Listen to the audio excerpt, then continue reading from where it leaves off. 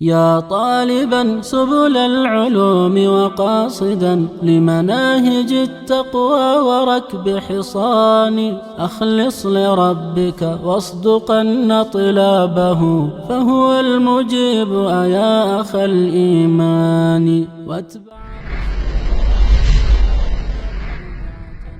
مآل ذي بدع إلى خسران وتزودن نوافلا السلام علیکم ورحمۃ اللہ وبرکاتہ۔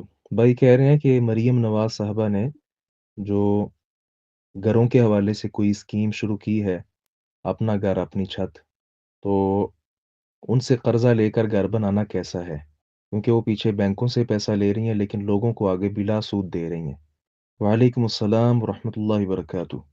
قطع نظر اس بات سے کہ وہ پیسہ کہاں سے لیتی ہیں، اگر آپ کو بلا سود فراہم کیا جا رہا ہے تو وہ آپ کے لیے درست ہے، لیکن کیا آپ یہ واقعی کہہ سکتے ہیں کہ وہ بلا سود حکومت آپ کو دے رہی ہے؟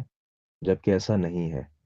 اگر آپ نے فارم اچھے سے پڑھا ہے تو یہ بات آپ کے علم میں ہوگی کہ وہاں یہ بات لکھی ہے کہ آپ کو جو پیسے ریٹرن کرنے ہیں، واپس کرنے ہیں، وہ اتنے ہی کرنے ہیں جتنا قرضہ ہم نے آپ کو دیا تھا۔ لیکن اس کے اندر یہ شک موجود ہے کہ اگر گورنمنٹ چاہے بڑھانا تو وہ بڑھا سکتی ہے۔ یہی چیز غلط ہے۔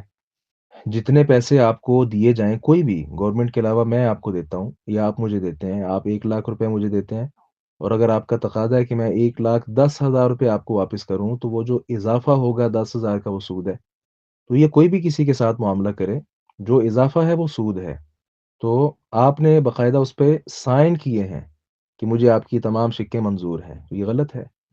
اگر بلا سود ہو، یہ شک بھی اس کے اندر نہ ہو، اور آپ سے اتنے پیسے ہی واپس لیے جائیں جتنے گورنمنٹ آپ کو دیتی ہے، پھر آپ اس کو کہہ سکتے ہیں کہ یہ بلا سود ہے۔ السلام علیکم ورحمۃ اللہ وبرکاتہ۔